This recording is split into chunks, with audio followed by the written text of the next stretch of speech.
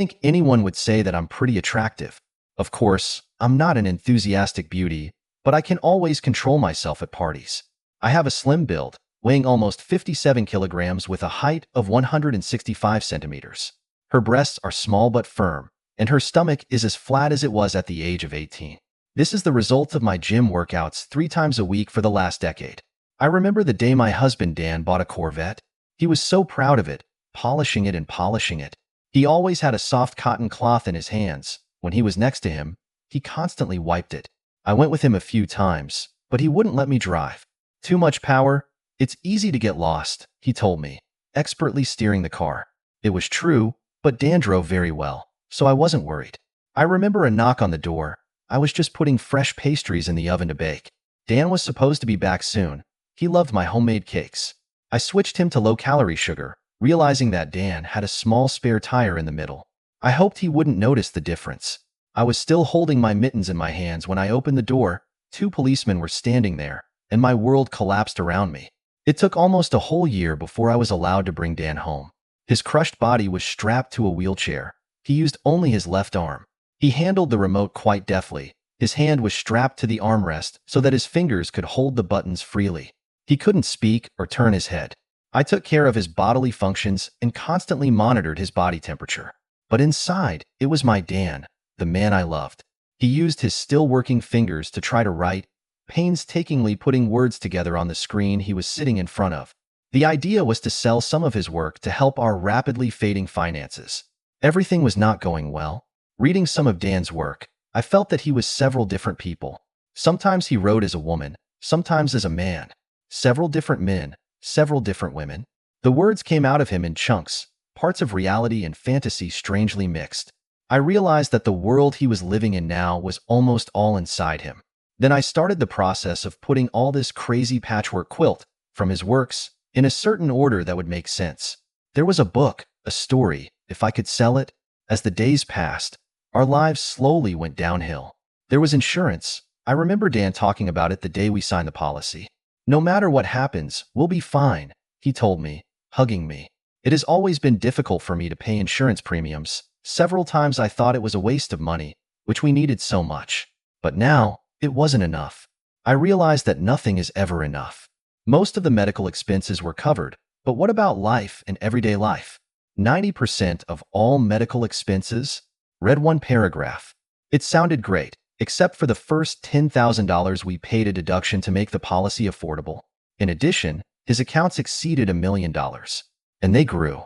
In just 2 short years, I've been behind on my house payments. Our tiny savings account that we topped up with $100 every month to last until retirement?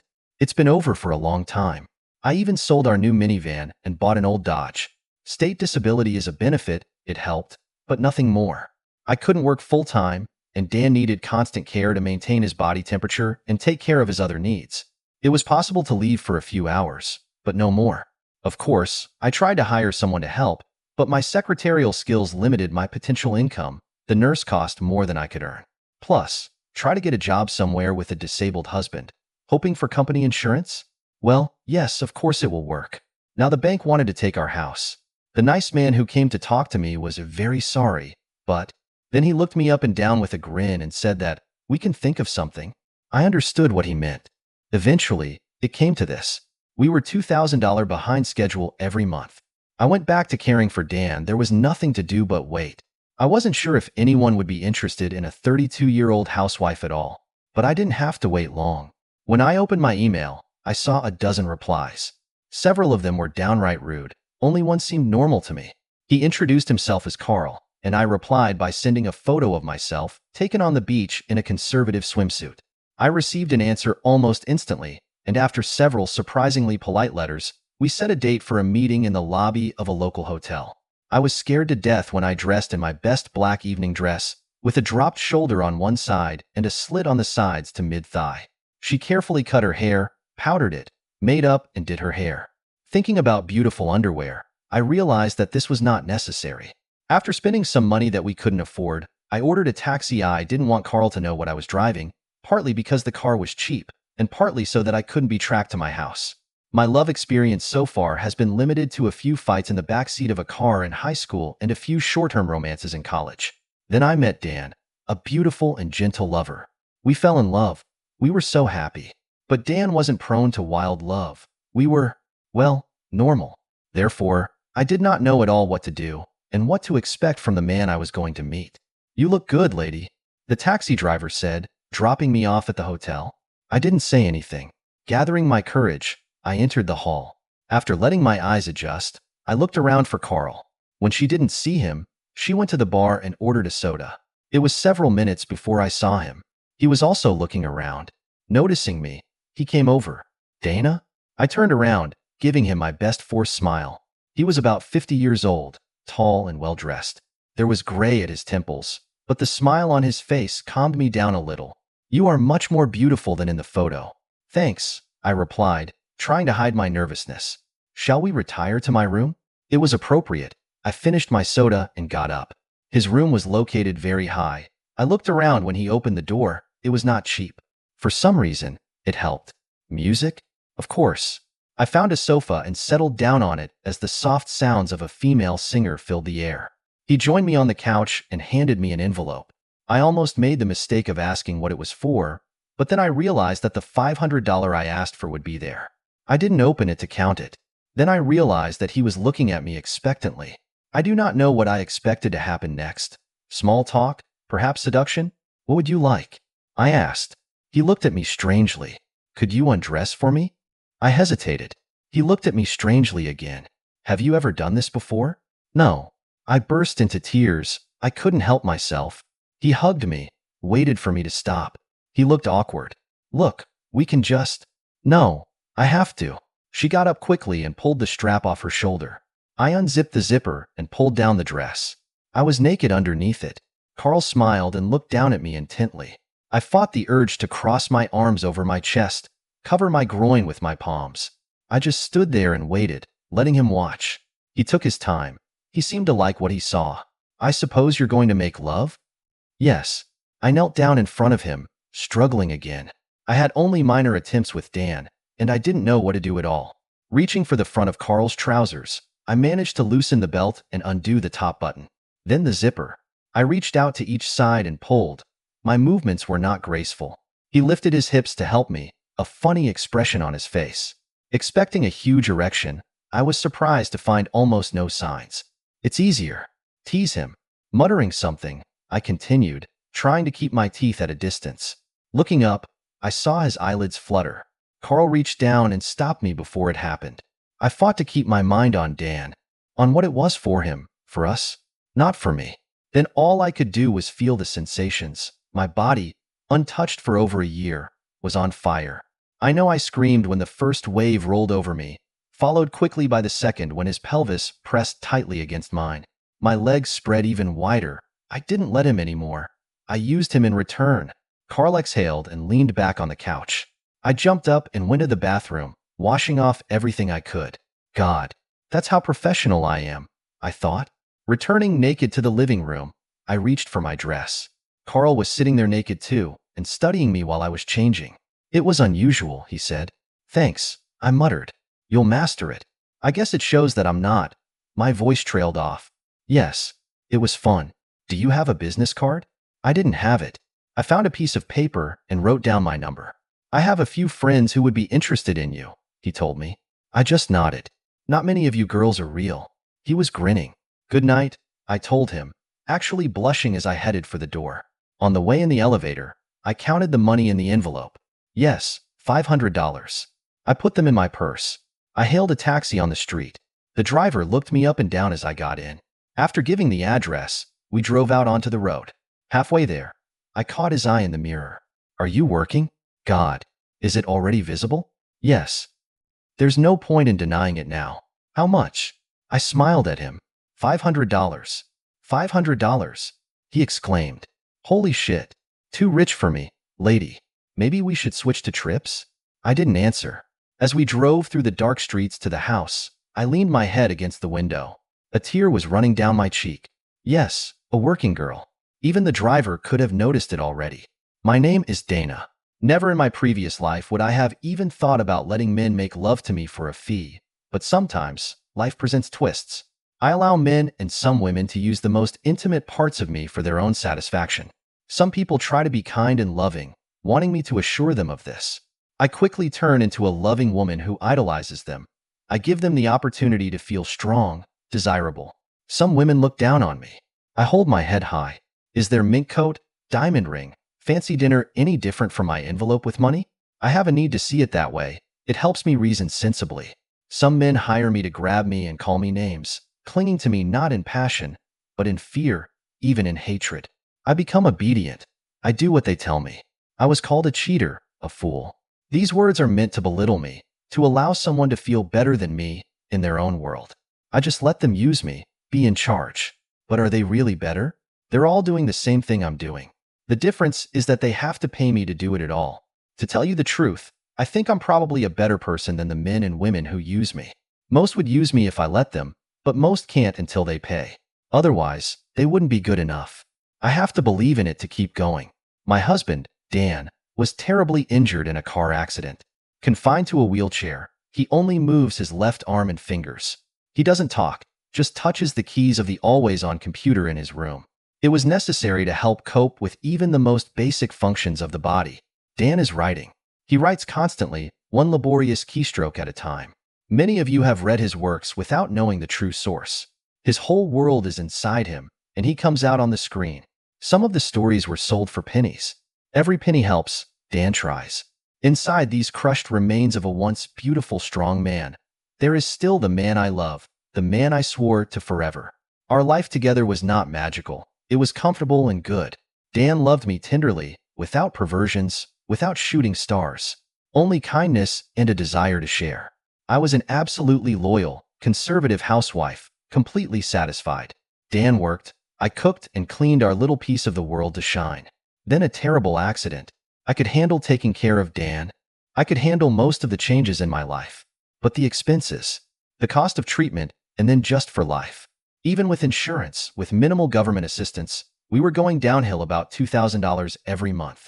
This sweet-sounding phrase covers 90% of all expenses over. No one ever expects $2 million medical expenses and the current $200,000 each year. Soon, almost everything was lost, and there was no sign that finances would ever improve. Dan and I both forgot about disability insurance and our home insurance. Is he dead? Then the house would have been paid for. But Dan didn't die. It became our problem. There was no one, no agency that could help. Nothing at all. Just me. One day, a man from the bank came with papers. We have come to the end. If we lost the house, Dan would die. I knew that. I didn't even have the money to rent an apartment. The bank just wanted to get their money. I could understand that. It was this man who gave me the idea. He looked me up and down and suggested, "We can think of something." I knew exactly what he meant, and I almost agreed, and probably would have agreed if it hadn't been for Dan, who was sitting there, helpless. The man from the bank spoke to me as if my husband were a table, a piece of furniture in the room. Dan can hear perfectly well.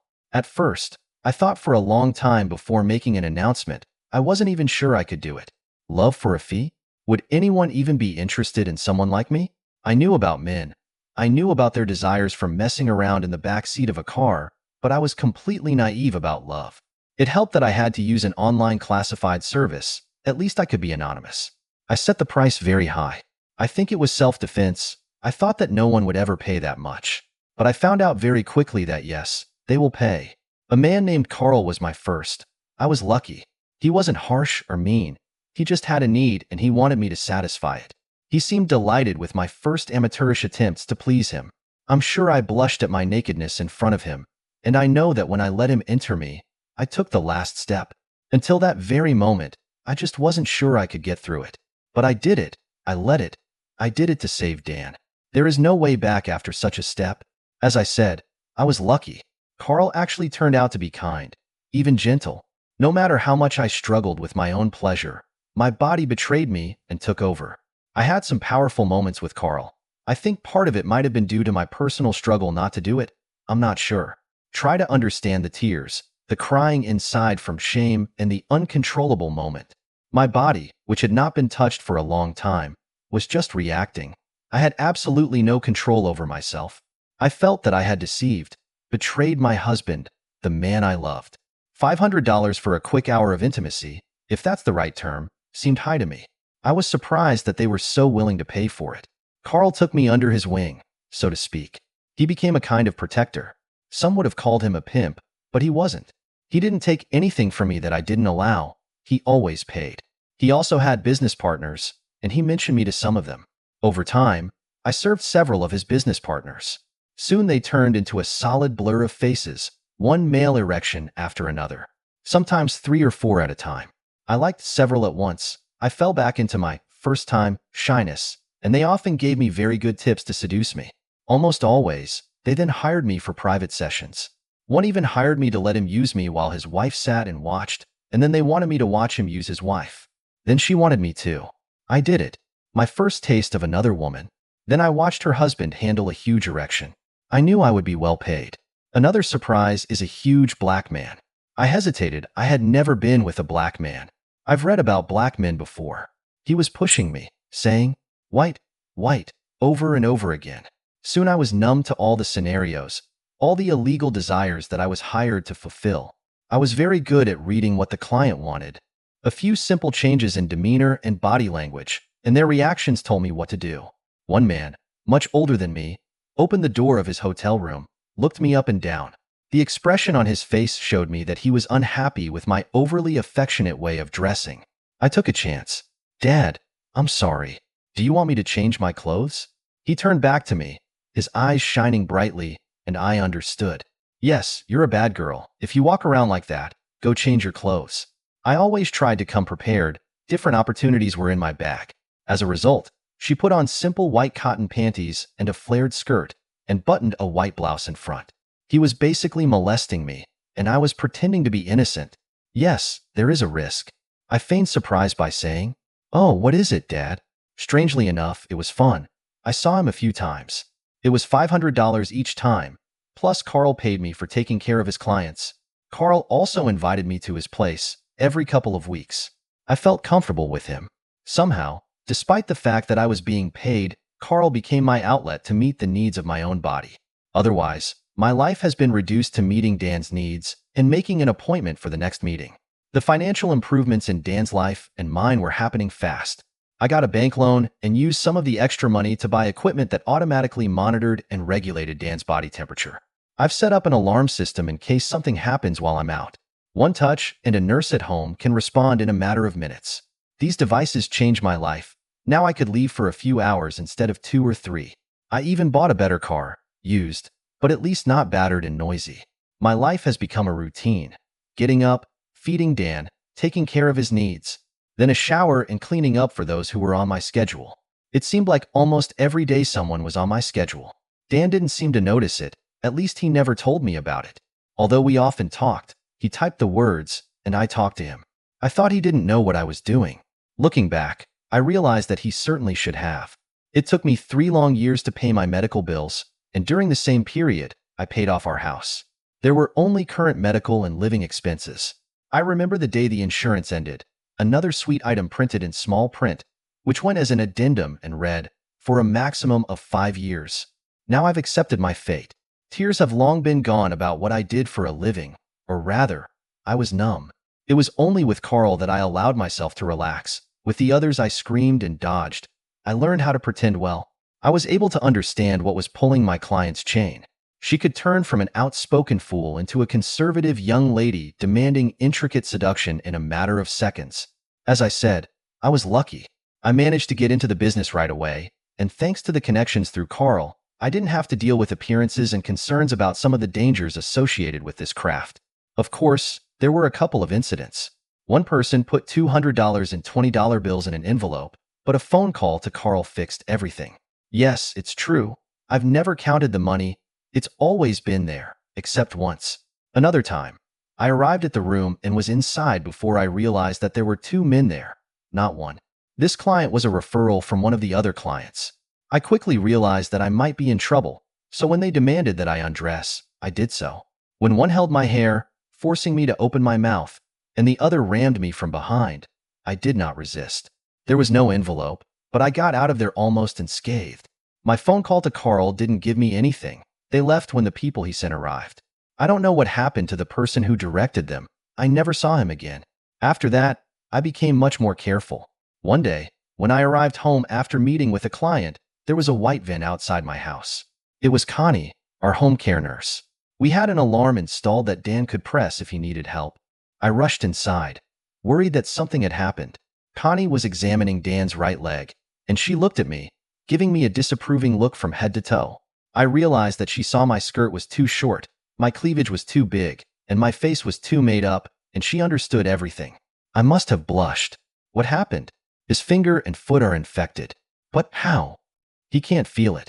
It looks like maybe he wrote on the screen that he was in pain. Dan was taken to the hospital, treated, and tested. Somehow, the sensation was returning to his legs.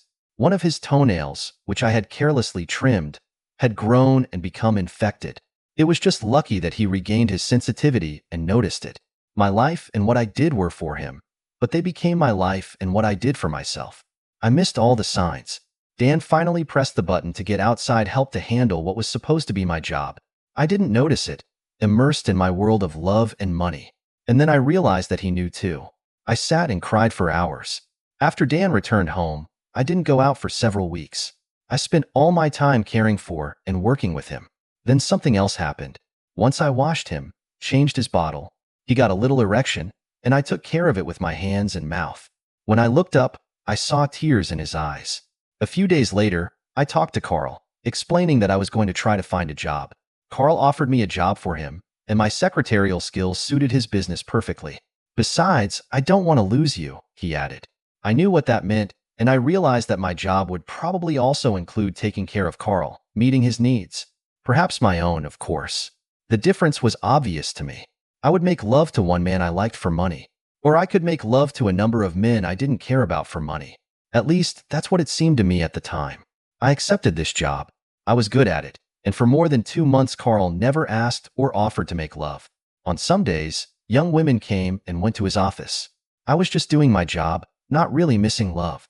Besides, Carl paid me very well. I was almost satisfied. My own desires took a back seat as my mind was occupied with all the new aspects of a full-time job. One day I was printing a series of sales reports for one of Carl's product lines when he called me. I grabbed my notebook, preparing to write down the letter. "You won't need this," he said when I entered his office. "What?"